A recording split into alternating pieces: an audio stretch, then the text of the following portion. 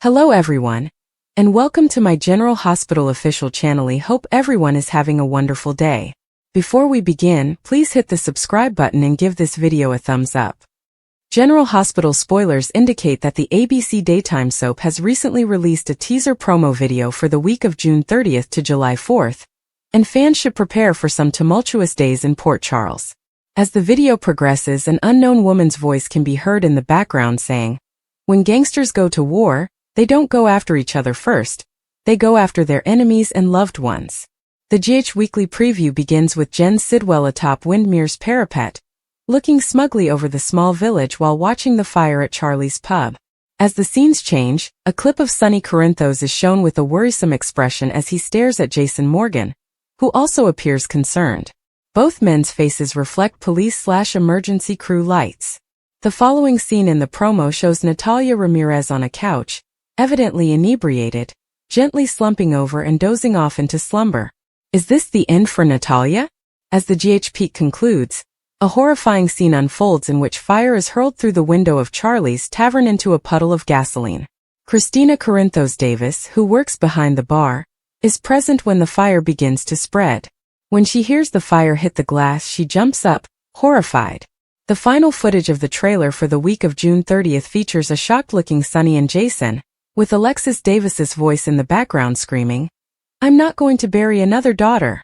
General Hospital spoilers indicate that Sonny, Christina, and Alexis will face some terrifying moments as Sidwell unleashes his first series of attacks on the Corinthos family.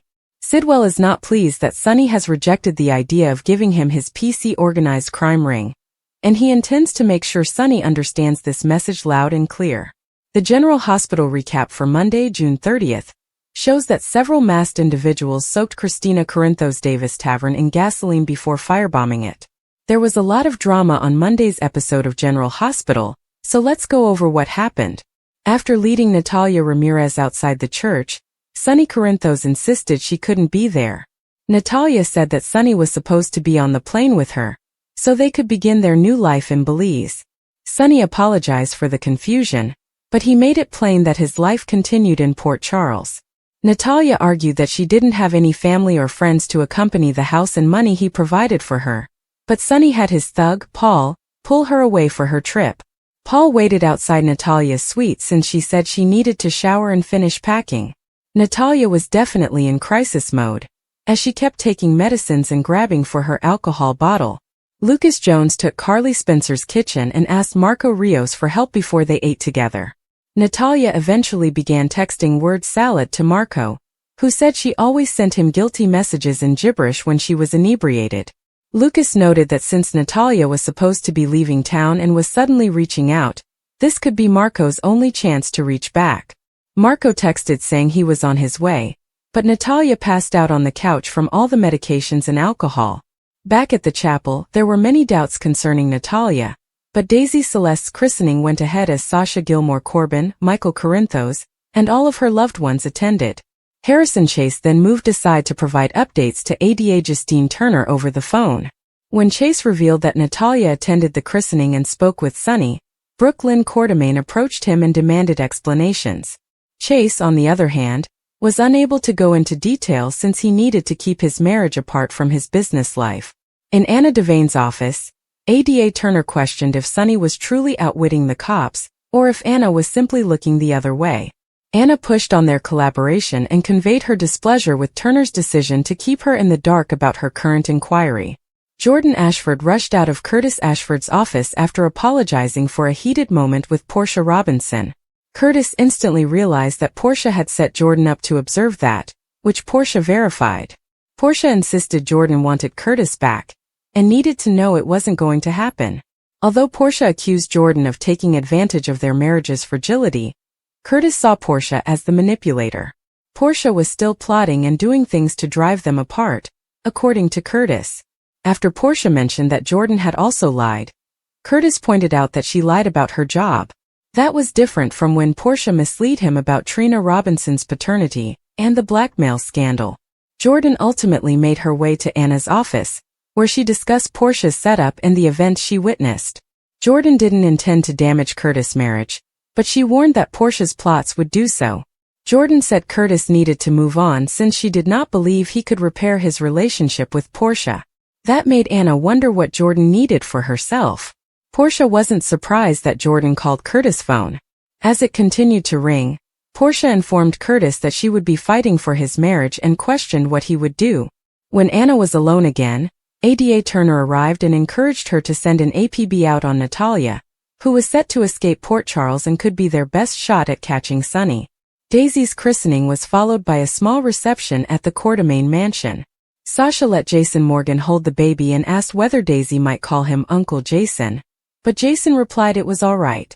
Christina received a phone call that her manager had to cancel, so she left the gathering early to open Charlie's pub. Before Christina arrived, some masked men doused Charlie's pub with gasoline. Just as Christina noticed the gasoline, someone smashed the window and firebombed the building, causing the flames to spread quickly. General Hospital spoilers state Christina will need to find a way out of this dangerous situation, so stay tuned. According to General Hospital recaps for Monday, June 30th, Portia Robinson sets up Jordan Ashford, and Natalia Ramirez attends Daisy Gilmore Corinthos' baptism. Thugs also firebombed Charlie's pub, trapping Christina Corinthos Davis inside. Portia sets up Jordan. Curtis and Portia are kissing in Curtis Ashford's office when Jordan walks in suddenly. Horrified, she hurriedly departs and Portia smirks. Curtis assumes that everything was planned, and he informs Portia that it is simply another example of her manipulating conduct. Portia admits that she texted Jordan to come over and wonders if he is truly unhappy about his ex-wife witnessing their moment. He claims he doesn't even recognize her, implying that Portia's feelings for him are genuine and that Jordan has to grasp this. Jordan wants him back, but she needs to accept that this will never happen. The two continue to argue about Jordan and Portia's manipulations. Curtis claims that Jordan has been nothing but beneficial to him, and that whatever Portia believes to be going on between them is only in her imagination. They argue about her lies and Portia claims that Jordan is seeking to exploit his flaws, to which he responds that this sounds more like something she would do. She claims her actions were merely to safeguard their relationship. "You're ruining us," he says. When he calls her Trina's mother, referring to their daughter Trina Robinson, she reminds him that she is also his wife. He proceeds to recount all of the lies she has told him and how she has misled him. Portia declares that she will continue to fight for their marriage and then departs. Anna and Turner argue about Sonny. In Anna Devane's office, she and Justine Turner have a heated dispute about Sonny Corinthos' IQ. Turner wonders if he has been outwitting Anna, or if her loyalty to him is allowing her to overlook his actions. Anna believes they should work together rather than compete. She cautions Turner that she is about to overstep her boundaries. Anna refuses to let her manipulate her officers for personal advantage. Just then Jordan walks in, and Anna assures Turner that their conversation is done. Jordan needs to talk. Jordan describes finding Curtis and Portia on his desk after the ADA leaves, suspecting Portia of orchestrating the event. Jordan sincerely wants Curtis to be happy, but she refuses to disrupt his marriage. That responsibility falls to Portia. She wishes Curtis would settle his problems, but Portia is nothing but deceptive. Anna points out that Curtis is the one who needs to handle the matter. Anna encourages her to concentrate on her own needs, while Curtis deals with his troubles. Natalia crashes. Daisy's christening. Everyone is taken away when Natalia enters the church. Sonny volunteers to take care of it and they leave. Sasha Corbin appears with the infant, and Wiley Corinthos asks if his mother would be present, to which Michael Corinthos has clarified that she will not be. Meanwhile, in another part of the chapel, Brooke Lynn Chase approaches Harrison Chase and asks him why he remained mute when she mentioned Sonny and deception. He is unable to discuss it with her and does not explain why. However, he is the cop to whom Turner went over Anna's head in order to obtain information about Sonny. Natalia fell apart. She thought Sonny and she were practically eloping. Outside, Natalia reminds Sonny that he is supposed to be on a plane with her. She received confusing information and that they were practically eloping. Unbeknownst to her, she is destined to start a new life on her own. He apologizes for any misunderstandings, but he is providing her with enough money to start over. She feels abandoned. Sonny reassures her that he is watching out for her, but his life is elsewhere. She continues to tear down. but he consoles her by assuring she will have all she needs. In tears, she says that this is insufficient. She saw this as their chance to start a life together. He responds that this is impossible. Christina interrupts and Sonny sends Natalia away. Christina interrupts, informing that the ceremony is about to begin. Sonny directs Pete to ensure Natalia takes the aircraft. Natalia is furious, hoping that he and his family will get what they deserve. Sonny comes and the christening begins. The pastor explains the significance of baptism and asks Felicia Scorpio and Jason Morgan to reject Satan. He baptizes Daisy Celeste Gilmore Corinthos, and the family gathers for a portrait. Michael then invites everyone to his house for a party. Sonny informs Carly Spencer that everything with Natalia has been resolved. Christina inquires about Natalia's predicament with Jason, who responds that everything has been addressed. Brooke Lynn overhears Chase's call to Turner. Natalia overdoses on pills and alcohol. Chase contacts Turner to explain what happened to Sonny, and Natalia Brooke Lynn overhears and confronts him about his behavior. He cautions her not to eavesdrop and underscores the need of keeping their business and personal lives separate. In the meantime, Pete walks Natalia back to her suite to collect her luggage. She insists on having a shower first and requests that he leave before she nearly hyperventilates. After taking some medications, she washes them down with wine. She recalls Jen Sidwell criticizing her for their son, and Marco Rios threatening to cut relations with her if she departs. Pete knocks on the door begging them to hurry. She tries to contact Marco but stumbles and loses consciousness. Post-Christmas family time. Felicia and Carly remark how fortunate they are to be grandmothers again. Carly only wishes Bobby Spencer could have been present. Sasha requests that Jason hold the baby and expresses her gratitude for his support throughout her pregnancy. She found it easier than she thought. He made her feel cared for, and she feels Daisy would feel the same way, adding that Daisy is extremely blessed to have him in her life.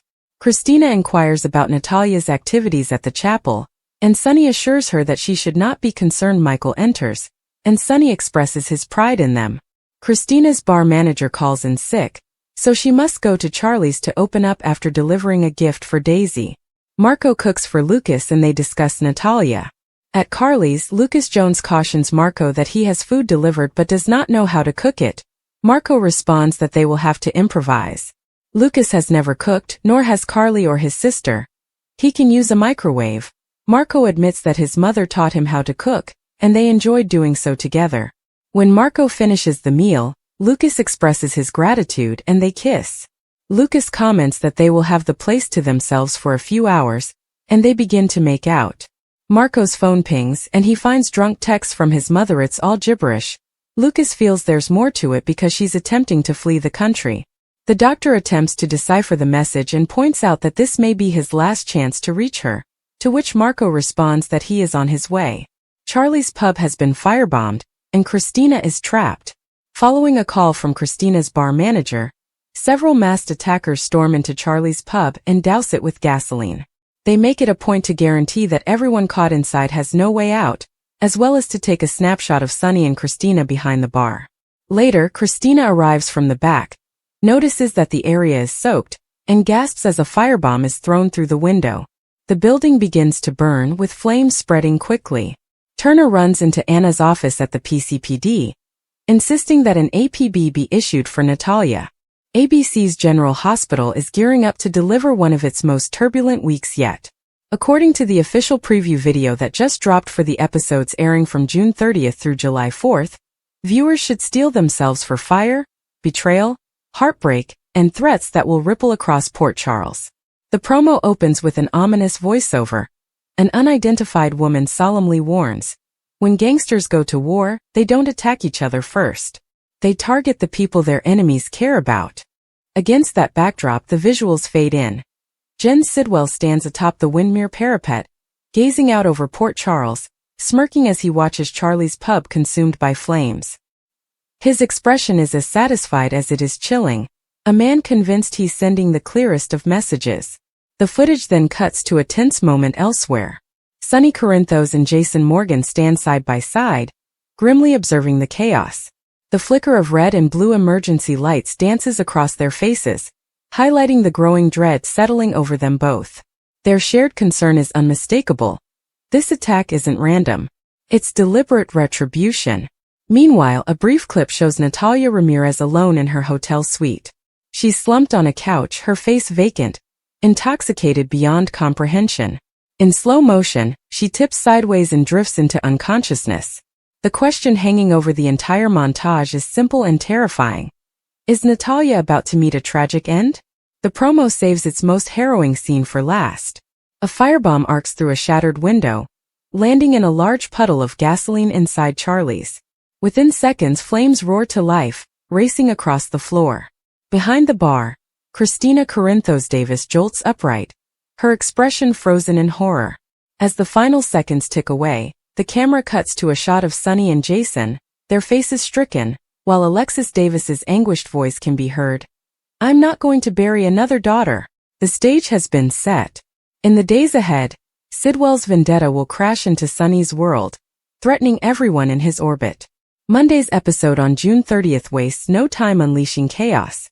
The same masked men shown in the promo had already invaded Charlie's pub, drenching every surface in gasoline before hurling a lit projectile through the window. But before that catastrophe unfolded, other drama was brewing across Port Charles. Earlier that day, Sonny led Natalia outside the church where Daisy Celeste was to be christened. He calmly but firmly told her she shouldn't be there. Natalia fired back with tears welling in her eyes, reminding him he was supposed to have boarded a plane with her, so they could begin a fresh life together in Belize. Sonny's expression softened, but his words were resolute. He apologized if he'd given her false hope, clarifying that his responsibilities remained in Port Charles. He insisted he was doing everything possible to ensure she'd be safe and comfortable elsewhere.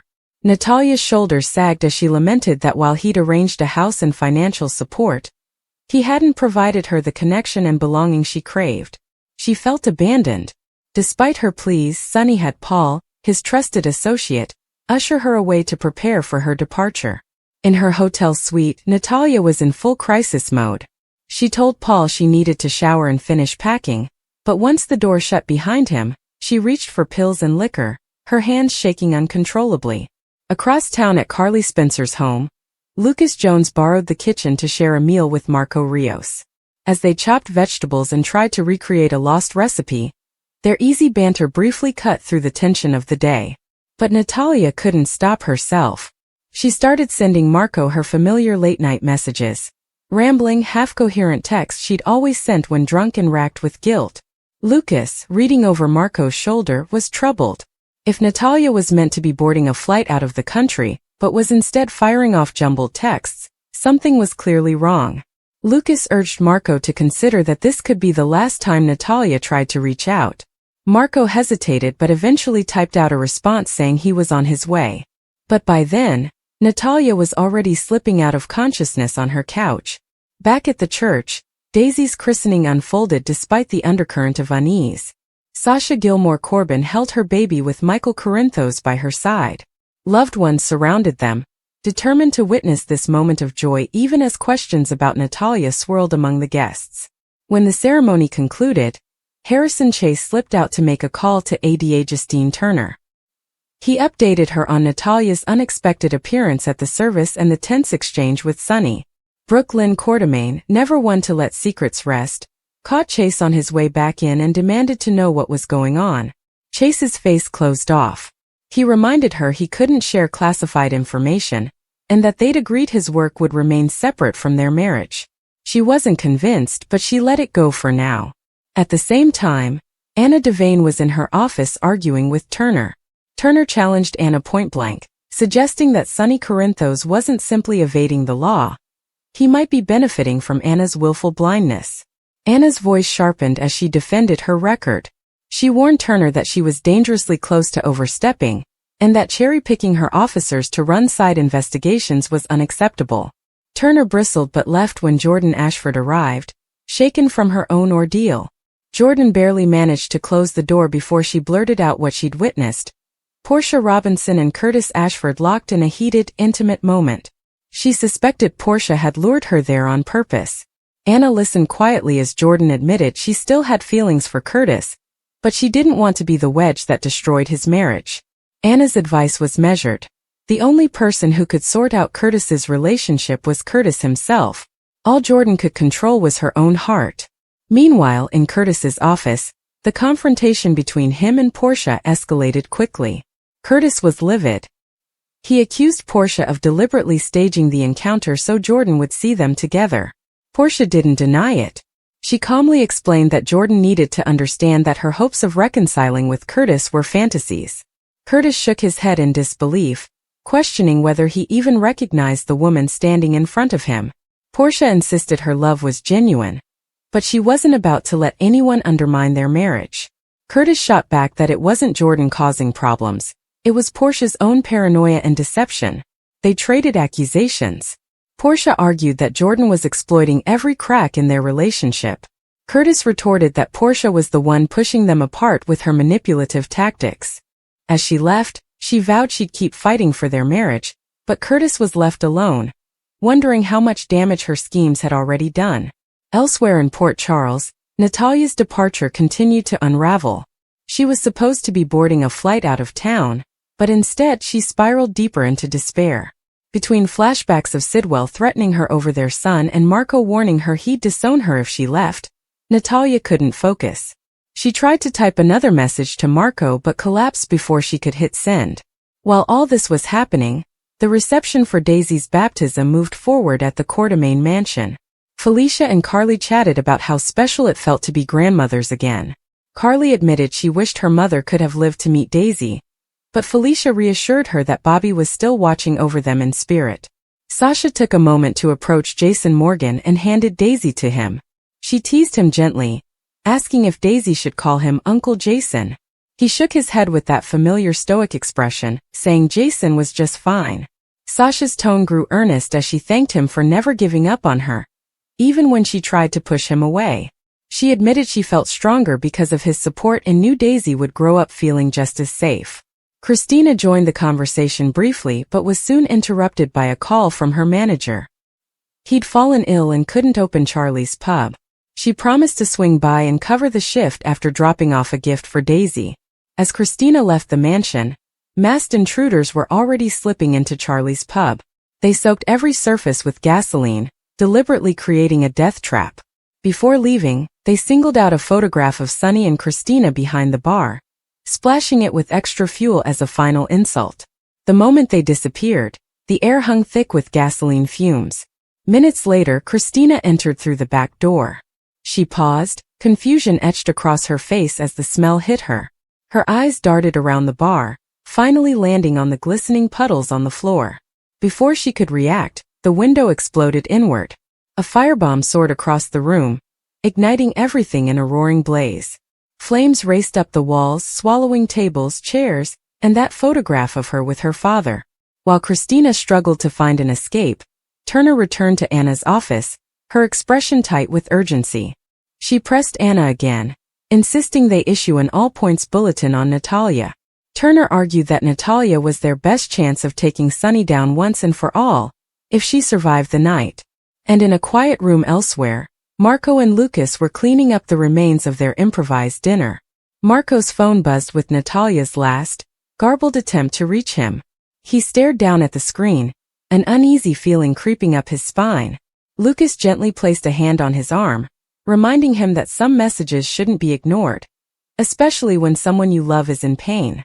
Marco swallowed hard, torn between anger and worry, and started typing a reply. But somewhere across town, Natalia never saw it. She was already sprawled motionless on the couch, her phone lighting up uselessly beside her. Back at Charlie's pub, Christina finally realized she was trapped. The exits were blocked by the encroaching inferno. She covered her mouth against the smoke and screamed for help, her voice echoing out into the night. The week of June 30th was only beginning, but Port Charles would never be the same. Explosive week ahead in Port Charles. Baptisms, betrayals, and blazing revenge. The General Hospital preview for June 30th to July 4th promises a week of high-stakes drama, with Jen Sidwell declaring war on Sonny Corinthos and his family. A chilling voiceover warns, when gangsters go to war, they don't target each other first, they go after their enemies' loved ones. The teaser opens with Sidwell smirking from Windmere's tower, watching flames engulf Charlie's pub. Meanwhile, Sunny and Jason exchange tense glances under the flashing lights of emergency vehicles, a silent acknowledgement of the coming storm. Natalia Ramirez's fate hangs in the balance as she collapses onto a couch, unconscious from pills and alcohol. Is this her final exit? The preview culminates in terror as Cristina Corinthos Davis, trapped inside Charlie's, hears glass shatter, just before a Molotov cocktail ignites the gasoline-drenched bar. Alexis Davis's desperate cry, "I won't bury another daughter," hints at a mother's worst nightmare. Monday's drama unfolds, christenings and calculated moves. Natalia's heartbreak and Sunny's ultimatum. Natalia's surprise appearance at Daisy's christening sends shockwaves through the church. Sunny swiftly ushers her outside, where she accuses him of betrayal. "We were supposed to start fresh in Belize." He coldly clarifies he's only funding her solo exile. Devastated, she sobs, "You're leaving me with nothing but money, no family, no friends." Cristina interrupts, urging Sunny to return for the ceremony. As his henchman escorts Natalia away, she sneers, "May your family get exactly what they deserve." Back at the Metro Court, Natalia spirals, mixing pills with whiskey while replaying Marco's rejection. She sends him a garbled text but passes out before reading his reply. "On my way." Daisy's big day. Family joy amid tensions. The christening proceeds without further disruption. Sasha reveals her daughter's full name, Daisy Celeste Gilmore Corinthos, as Jason and Felicia stand as godparents. Post-ceremony, the courtemains celebrate, but unease lingers. Brooke Lynn confronts Chase after overhearing his cryptic call to Ada Turner about Natalia. He stonewalls her, citing professional boundaries. Cristina departs early to cover for her absent bar manager. Unaware masked intruders are soaking Charlie's in gasoline. Power plays. Anna versus Turner. At the PC, Turner needles Anna about her loyalty to Sunny. "Is he outsmarting you or are you turning a blind eye?" Anna fires back, warning against rogue investigations. Their clash is interrupted by Jordan, reeling from Portia's latest stunt. Schemes and showdowns. Portia's poison trap. Curtis and Portia's intimate moment in his office is conveniently witnessed by Jordan. A setup Portia proudly admits to. "Jordan needed to see us together," she gloats. Curtis, disgusted, accuses her of sabotage. "You're destroying us with these lies." Portia deflects, painting Jordan as the villain, but Curtis won't budge. "The problem isn't Jordan. It's you." Marco and Lucas. Romance interrupted. A cozy dinner at Carly's turns steamy until Marco's phone buzzes with Natalia's drunken word salad. Lucas urges him to respond. "She's reaching out one last time." But Marco dismisses it until guilt prompts him to text back. Too late. Natalia is already unconscious. Fire and fury, Sidwell's opening strike. As Cristina unlocks Charlie's, the stench of gasoline hits her. Before she can react, a firebomb crashes through the window. The promo freezes on her horrified face as flames surge. A direct message to Sunny. No one he loves is safe. Lingering questions. Will Marco reach Natalia before it's too late? Can Cristina escape the inferno? Is Portia's marriage beyond repair? Will Turner's vendetta against Sunny explode? Or implode? With Sidwell's war now blazing in the open, Port Charles braces for chaos. General Hospital delivers a week where loyalties are tested, relationships shatter, and survival hangs by a thread. Key takeaways from Monday's episode. Natalia's downfall. Her hopes for a life with Sunny crumble as addiction and despair take over. Daisy's milestone. A joyous christening overshadowed by looming threats. Portia's games. Her manipulation of Curtis and Jordan backfires spectacularly. Charlie's attack. Sidwell's brutal warning to Sunny, with Cristina caught in the crossfire.